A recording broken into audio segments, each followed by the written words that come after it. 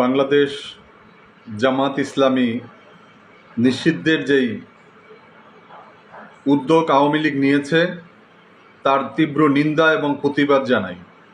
আমরা ছোটবেলা থেকেই শুনে আসছি যে বাংলাদেশের কিছু বামপন্থী রাজনৈতিক দল যাদের প্রধান ভীষণই হচ্ছে বাংলাদেশ থেকে ইসলাম এবং মুসলমানদেরকে নিশ্চিহ্ন করে দেওয়া, তাদেরই একমাত্র বাধা হচ্ছে বাংলাদেশের বৃহৎ ইসলামিক রাজনৈতিক দল বাংলাদেশ জামাত ইসলামী। তারা সবসময় তাদের দলের উদ্দেশ্য, লক্ষ্য, কর্মনীতি, কর্মকাণ্ডই হচ্ছে একটা রাজনৈতিক দলকে ঘিরে। আজকে সরকার জামাত ইসলামীকে নিষিদ্ধ করার জন্য যে উদ্যোগ নিয়েছে এটা অবশ্যই ঘৃণিত একটি কাজ।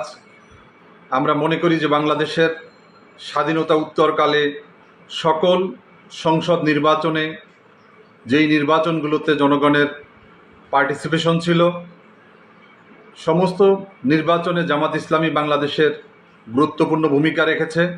বাংলাদেশের গণতন্ত্র প্রতিষ্ঠায়, বাংলাদেশের মানুষের বাক স্বাধীনতা, ব্যক্তি স্বাধীনতা, আইনের শাসন প্রতিষ্ঠায় জামাত ইসলামীর অবদান অনস্বীকার্য। এবং সরকার যেই পথে হাঁটছে এই পথ হচ্ছে তাদের মৃত্যুর পথ, এই সরকারের পতনের পথ। আমরা বিশ্বাস করি এই সরকারের পতন অচিরেই হবে। এদেশের ছাত্র জনতার উপরে যেভাবে সেই পাখির মতো গুলি করে শত শত ছাত্রদের বুক ঝাঁঝরা করেছে, আজকে সেই ছাত্র সমাজেরকে নিবৃত করার জন্য তারা আজকে টার্গেট করেছে বাংলাদেশের একটি রাজনৈতিক দল জামাত শিবিরকে।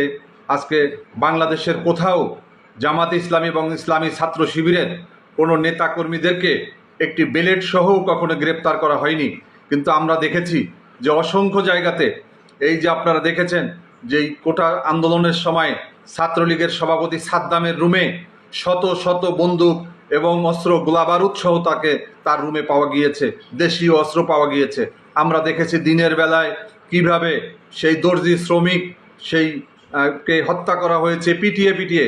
আমরা দেখেছি বুয়েটে কিভাবে আবরারকে হত্যা করা হয়েছে। আসলে আওয়ামী লীগ সবচেয়ে সর্বপ্রথম বাংলাদেশে যদি কোনো রাজনৈতিক দলকে নিষিদ্ধ করতে হয় তা নিষিদ্ধ করা উচিত আওয়ামী লীগ। কারণ আওয়ামী লীগ একটি ফ্যাসিবাদী শক্তি, একটি অগণতান্ত্রিক শক্তি, একটি বাকশালী শক্তি, একটি আওয়ামী জাহেলিয়াত। বাংলাদেশের মানুষের কাছে আওয়ামী লীগ হচ্ছে একটা বিস্ফোরণ নাম।